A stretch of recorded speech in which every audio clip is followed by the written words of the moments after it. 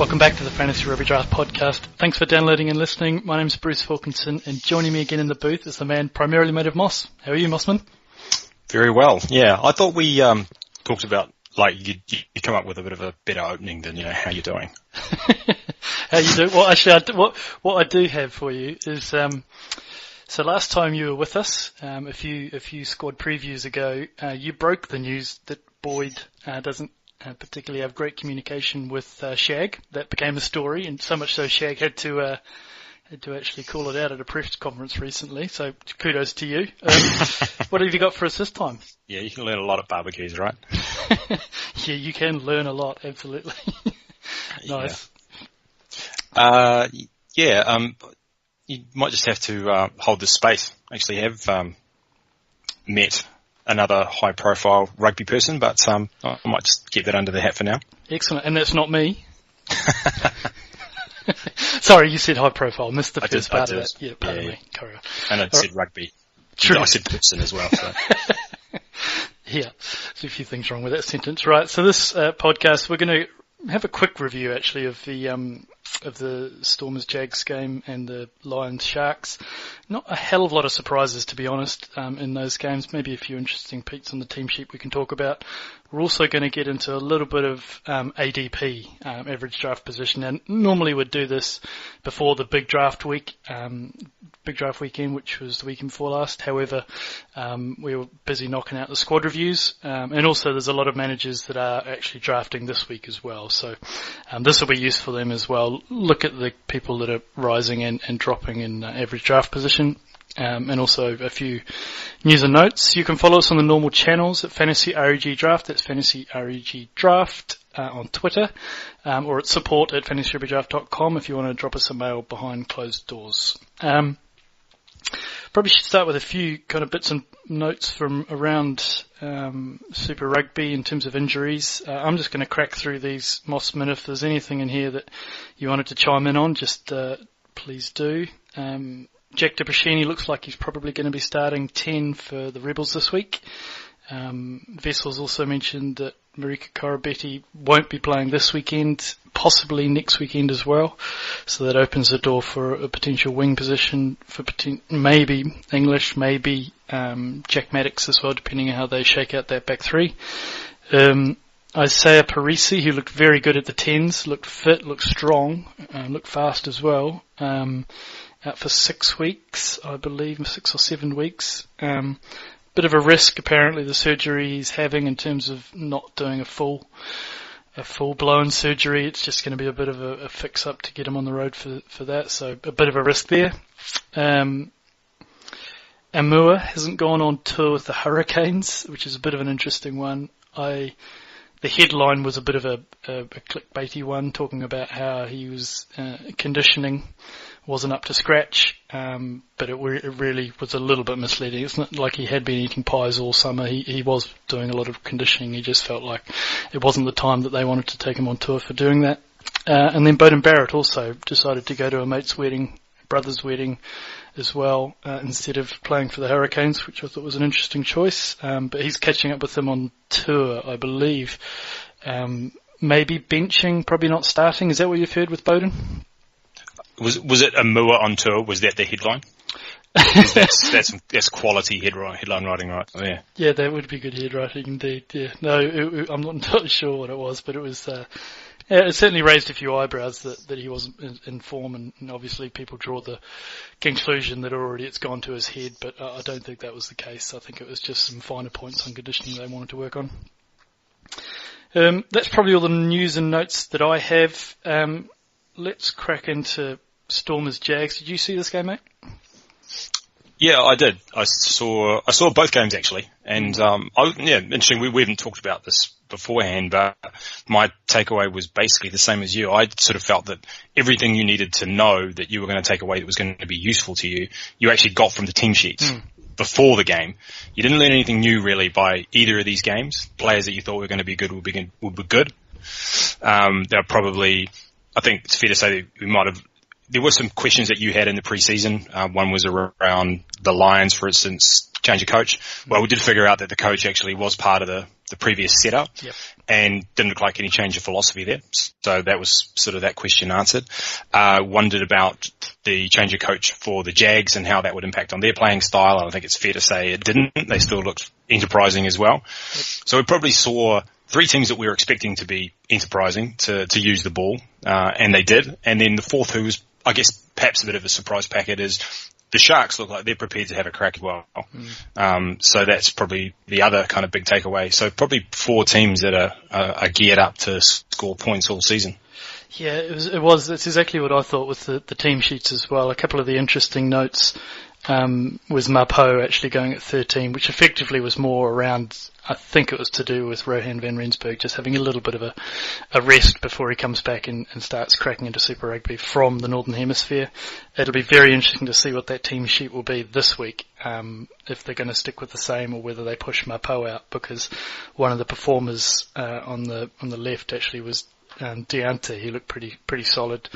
Looked pretty dynamite. They took the story, love a good story about how he's too small to play rugby and he went through university, right? So yeah, fair play to him. We were trying to figure out who was going to take those wing positions. So we had our answer for that. And it looks like Deante is probably going to be a decent waiver wire pickup this weekend, I would have thought. Did he do a post-match interview where he talked about people that had doubted him? That everybody had doubted him? Nobody believed in him. Nobody believed in me. Yeah, everybody doubted me. It's just I love it. Super Bowl. Doesn't matter who wins. Yep. Like, everybody doubted us.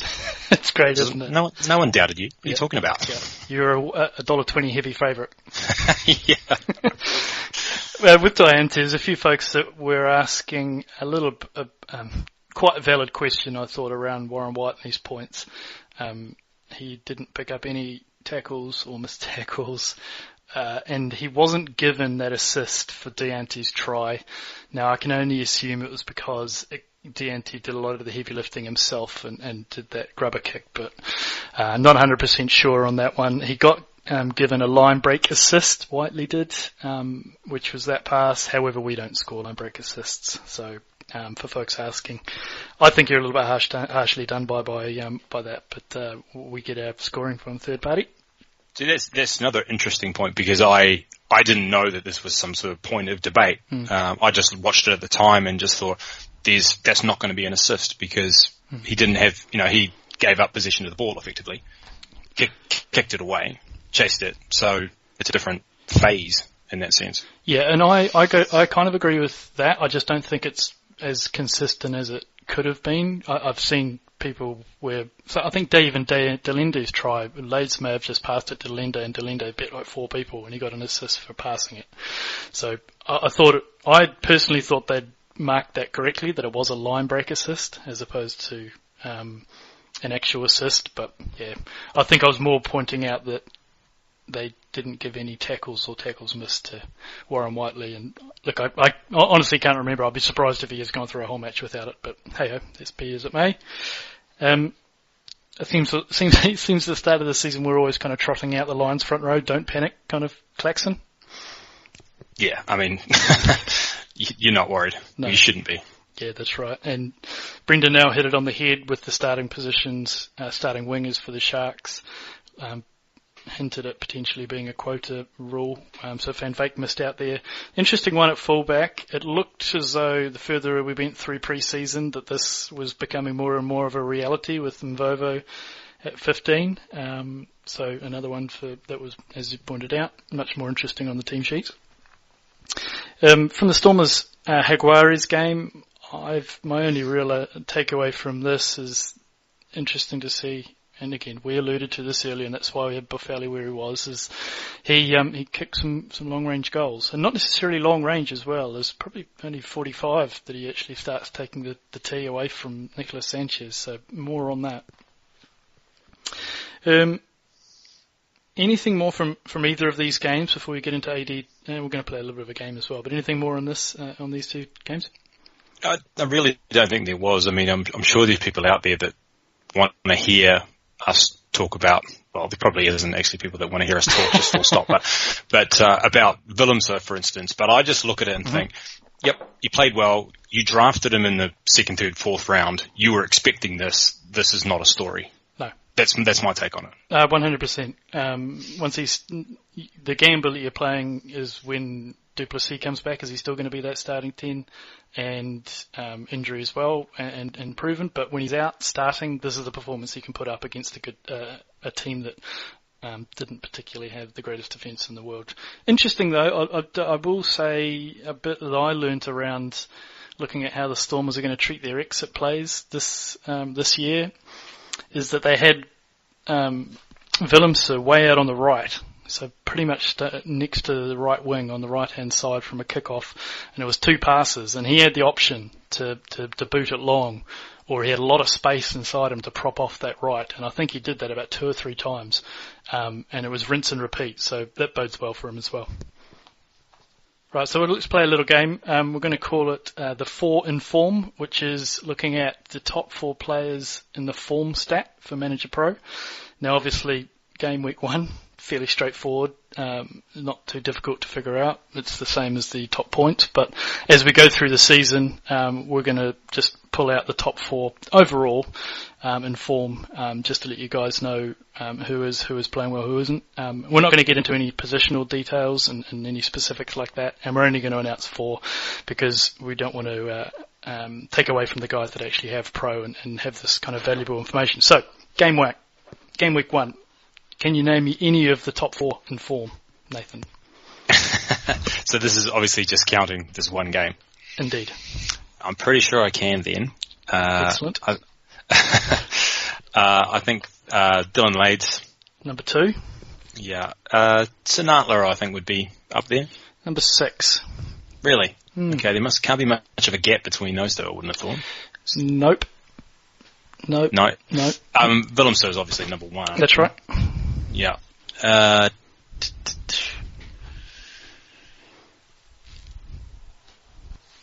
No, okay. No, I would have thought, yeah. The Sharks-Lions game, it's 2 players.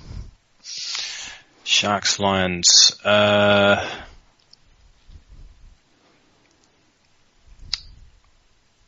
no, I know him because all I can think of really are players that I had on my teams, and I know Pimpy scored a few points, but he wasn't one of them. Yeah, went well. Both him and Nkosi did quite Nkosi well. did well, but yeah, I guess maybe Mapu. Yeah, he's right up there, but no, not in the top 4. No, okay, all right. You fly half for the Sharks, Bob. Oh yeah, okay. 28 points. Yeah, the try. I forgot he scored a try. Yeah, that's right. And it's one of those tries where he breaks the line as well, so he gets a line break at the same time. So, and Quokka Smith, number 4, who, another very similar player to what we were describing with Damien Willemse. When he's on the pitch and starting, he's going to score your points. And 4 defenders beaten, 2 clean breaks, try. It's decent. Doesn't actually rack him up like a Sam Cane was with tackles, but no, he's electric all over. Go to www.fantasyrugbydraft.com/manager pro. Where winning is everything. That's our 4 in form. We'll be doing that every week. Let's move on to ADP. Right. So this is a section that you could probably retitle "Shit That Would Have Been Useful for Me 2 weeks ago." Absolutely. Although there will be people, I know there are people drafting this week, and there's still a lot of leagues that do try to avoid that first week melee and are starting in game week 2. So yeah, and just on that, because of the 3 leagues that I'm playing in, 2 of them did play this week, and then in the other although we drafted nearly 2 weeks ago, we benched all our players that were playing and just all took ties. And I feel better about that decision. It was quite a kind of uninspiring, playing with that few players. It just felt like a bit of a lottery. And it wasn't result based because I did win one, lose one, but I just didn't, it didn't kind of, didn't inspire me. No, it never felt like the kick-off to Super Rugby. Like it didn't feel like a full round where you're hanging on in every game. It didn't feel right. All right, so let's look at average draft position, exactly as you said. Shit that would have been useful a couple of weeks ago. Who are the biggest risers? Who are the big ones? Takeaways? Well, I think that one of the key takeaways is that there was obviously a lot of debate in the preseason about Damien McKenzie first overall. you sort of planted your flag on that one, and the people have spoken, and they think you're full of shit. So, I think it's fair to say people probably more aligned themselves with what I was thinking, and they were quite happy to take David McKenzie early on if they got the opportunity to. Whereabouts, how high did he actually rise? Yeah, well, it depends a little bit on how you look at it, because there's leagues where there were auto picks, which kind of muddies the waters a little bit. Sure. But in leagues where there weren't auto teams, he was the number one. Okay. He would have been taken first. Yeah. Yep. And look, I can completely understand. I think, got a very, very good track record. And I think that's probably a fair enough result. Who else we got? Yeah. And actually, just on that point, just for a second, because it was, obviously there was a lot of debate. One thing I went and looked at recently, actually, when we were talking about where his points had come from and where he potentially could lose points by changing position, one thing that I kind of didn't realise until I looked back on it is he scored 80 odd points off the boot last season, but Aaron Cruden scored 60 off the boot. And basically those points are now, they're not going to be contested anymore. There's no contest there for kicking. So you'd think that probably the vast majority, if not all of those points, are going to transfer over to McKenzie. Mm-hmm. So that's going to offset a lot of the losses that you could have been expecting in other categories like meters and wherever else. So, yeah, just something to keep in mind. Yep, fair enough. 60 points is a decent fill-up. Yep, I think I was nervous about fly halves just looking at the attrition from last year more than anything. I think if you take McKenzie moving into 10, listening to what a number of scribes have been saying in the last week, that he is going to play a lot more of the Bowden Barrett role, shall we say. Quite when that happens during a match and what minute mark, but I think there could be more potential run-back meters than what we actually thought. Well, certainly what I originally envisaged, but let's see how that pans out. Who else we got? Yeah, so players that I think that the general public were higher on than you were. Mm-hmm. So Kerwin Bosch is actually probably the biggest in terms of the shift. So people rated him a lot higher than where he was ranked, and I think given now what we've seen off the team sheet, I think that's probably a win for you. Mm. Yeah, let's see how that pans out, I guess. I think it's easy to look at the points from Kerwin Bosch from last year, and maybe the Sharks do make a change and put him back there. I think managers might have been looking at still potentially getting a lot of those kicks, but I suspect Bob Dupree will be taking most of those now, even the longer range ones, because he's still got quite a big boot on him. Yep. So yeah, in terms of the rest of the guys in the top 10, it's sort of what you'd expect. You can change the order around a little bit.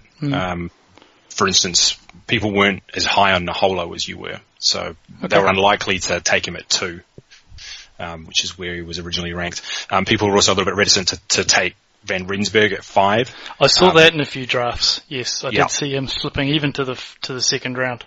Yep. In terms of ADP, he actually was 11, so he was slipping out of the first round based on that. So I mean, and that could have just been well, actually, it's interesting because it wasn't like he was injured. I mean, we didn't know the team sheets at that point that he was going to be on the bench.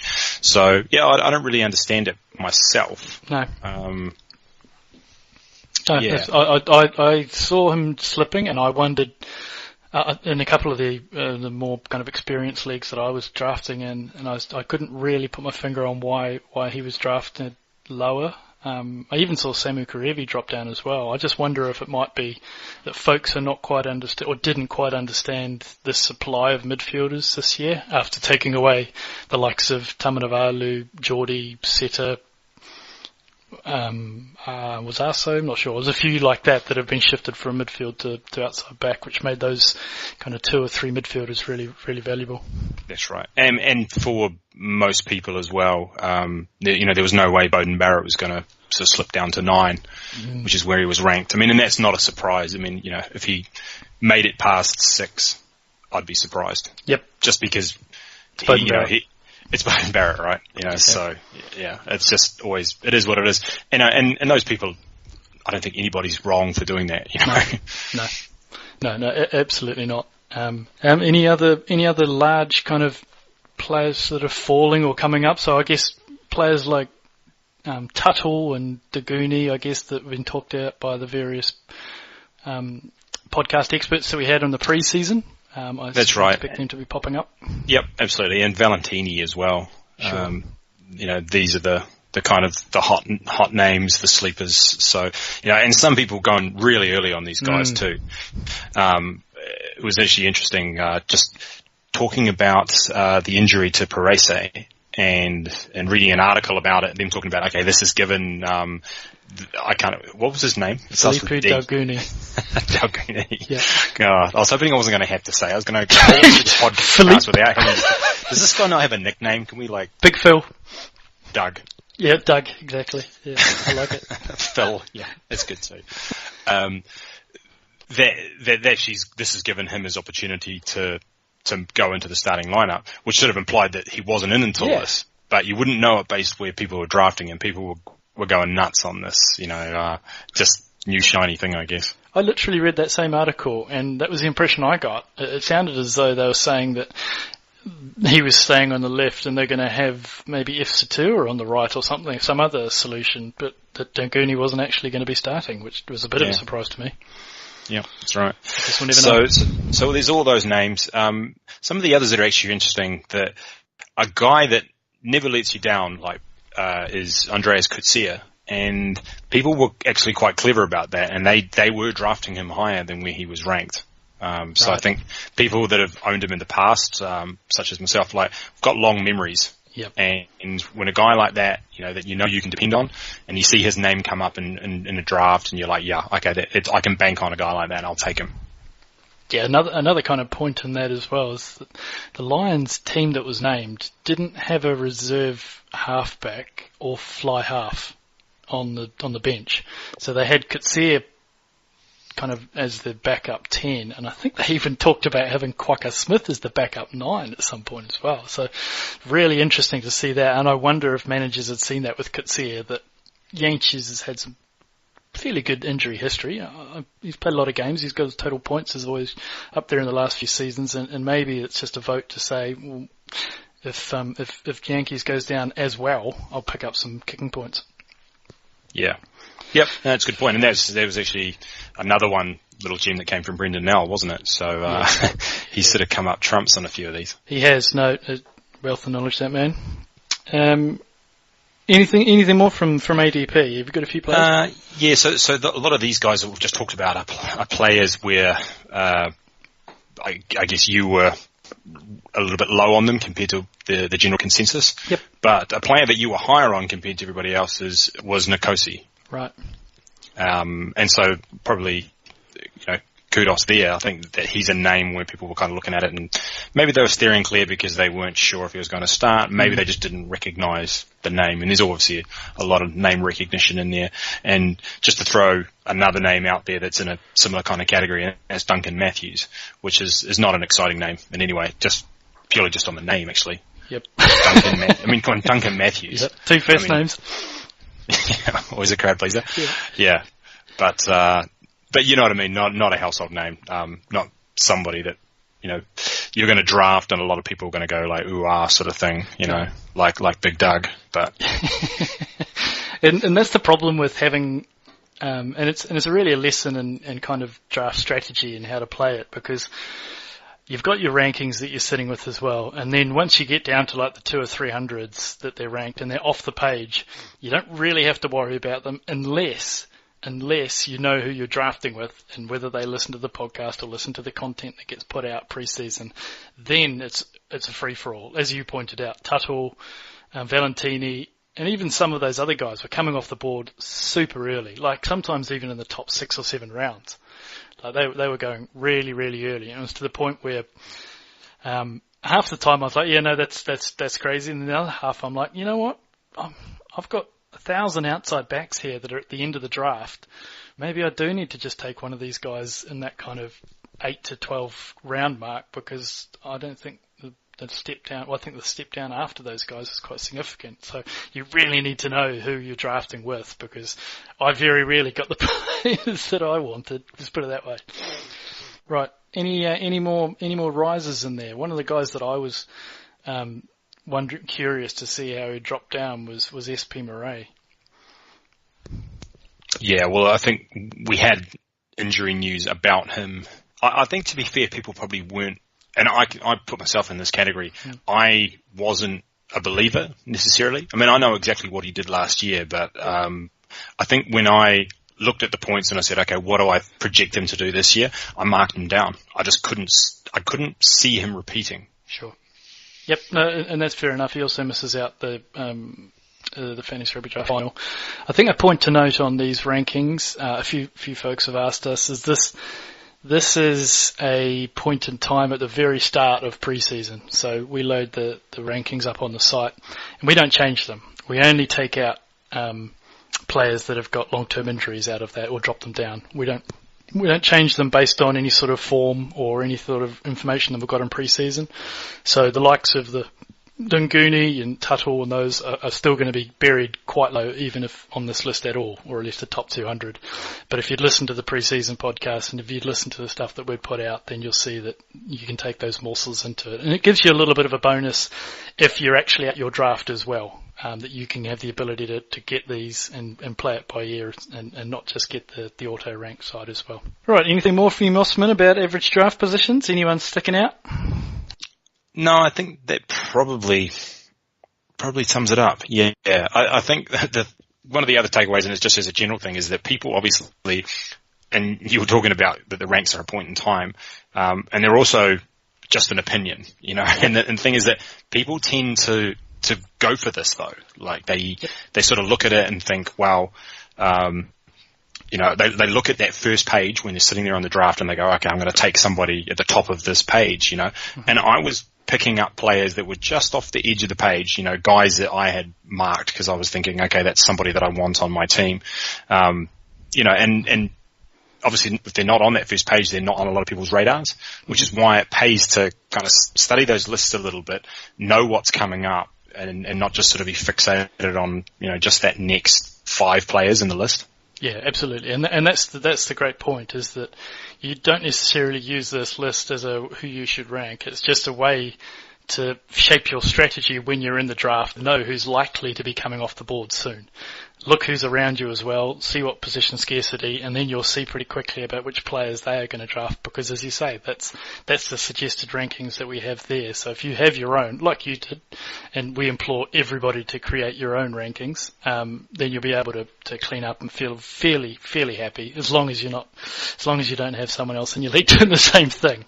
But no, it's a point in time. Yeah, I mean, I know that I didn't have anybody doing the same thing as me, because in 2 leagues, I ended up with the same 4 players at the first 4 picks. And that, you know, I knew because I was doing something different to everybody else. And so they were always there. Yep. Because no one was looking at them in those rounds. Yeah. It was the same for me. I knew I had a list of 6 players in the last kind of 7 or 8 rounds that I pretty much got most of the time. And that was just mainly because folks were going for those kind of buzzy ones quite early on, and you know they will likely be good for you. It's just at what cost did you give up to get them? Right. I think we'll try and do a Facebook Live for proper one on Friday, a start bench show, because we've got the first proper week coming up as well. This weekend. The Coocher Town's drafting blog is also up on the site. If you haven't read that, it's a great read. Every season he puts out a drafting blog. This season he's talked about the Aviva Premiership draft, and they went down to the pub with a few folks, and he gave a few tips of how to survive a draft and how it went. It's a very amusing read. If you've got some time on your commute, I suggest you go and read that. Aside from that, we have knocked a chunk off Manager Pro as well. So if you are holding out until the start of the season or into the season to purchase Manager Pro, then now's the time to do it. Go to www.fantasyrugbydraft.com/Manager Pro, and we've dropped that for both Prem Rugby, who's only got 3 weeks left until the playoffs, as well as Super Rugby. So go get amongst it. Anything more from you, mate? No, roll on the first real weekend thing. It's probably what a lot of people are thinking. Yeah, can't wait for it. Thanks for downloading and listening. I'm Bruce Wilkinson. He's Nathan Mossman. Doug Life. El Tio. What a bust here by Christian Cullen. Plenty of support and what a dummy.